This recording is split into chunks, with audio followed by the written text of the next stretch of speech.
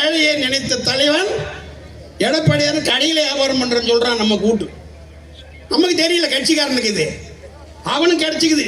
நீங்க கேன்வஸ் பண்றீங்களா பண்ணலையா? எம்பி எலெக்ஷன் அப்ப நான் ஓட்டு கேட்கறேங்க என் தெருவில்ன்றான். மயிலாப்பூர் கடையில் வேலை செய்கிறோம். அதுபோல தலைவனே அம்மா நமக்கு கொடுத்துட்டு போயிருக்கிறார். அவர் எப்பொழுதுமே மக்கள் நன்றாக இருக்க வேண்டும் என்று நினைப்பவர், மக்களுக்கு ஏதாவது செய்ய வேண்டும் என்று நினைப்பவர். சென்னையில் வெள்ளங்க ஒரு கவுன்சிலர் ஒரு எம்எல்ஏ எவனும் இல்லையா இந்த ஆட்சியில் வந்ததுமே. இவர் இருந்து ஒரு 50,000-60,000 பேருக்கு அரிசி கிரிசி வேட்டி கீட்டி எல்லாம் சேலை எல்லாம் எடுத்துட்டு போய் கொடுக்குறாரு. அதுக்கப்புறம் வெளியே வரானுங்க. சென்னையிலிருந்து சென்னைக்கு இங்கிருந்து எடுத்துட்டு வராரு. ஒரு விஐபி வெளியே வரல, ஒரு எம்எல்ஏ வெளியே. அதுக்கு ஒரு கமிட்டி போட்டீங்களா, இறையன்பு அவங்க சகோதரர் கமிட்டி, திருப்புகழ் கமிட்டி, அது என்னாச்சு? கமிட்டி ரிப்போர்ட் கொடுத்துட்டான் இல்லை? ஏன் இது வரைக்கும் சட்டசபையில் வைக்க மாட்டான்? சென்னை வெள்ளத்தை கீழ்ச்சிடுறான். திருப்புகழ் கமிட்டி என்ன ஆச்சு? இது 58 கமிட்டி போட்டுக்கிறாங்க, அது நாசமாக போச்சு. கமிட்டி போடுறது ஒன்று, கல்லை தூக்கி தள்ள போடுறது ஒன்று, கல்கி எழுதினார். ஆனால் சென்னைக்கு ஒரு கமிட்டி போட்டான் வெள்ளத்தை இது பண்ண. திருப்புகழ், அவர் பேர் திருப்புகழ் ஐஏஎஸ், இறையன்பு தலைமைச் செயலாளருடைய சகோதரர். அந்த கமிட்டி ரிப்போர்ட் என்னாச்சு? இது வரைக்கும் நீ வைக்கலையே, எதுக்குமே வைக்கல.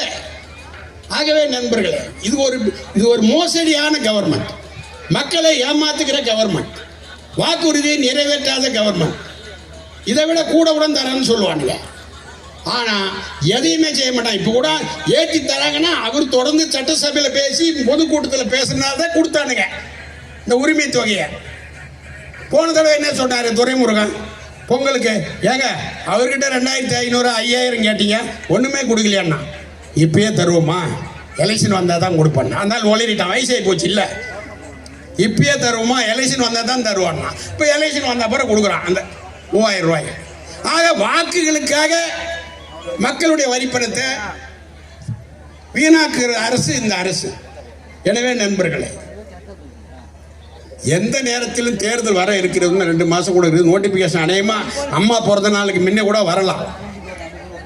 வந்தது இந்த திமுகவும் அந்த குடும்பமும் அவர் கூட இருக்கிற கூட்டணி கட்சிகளும் டெபாசிட் வாங்கக்கூடாது.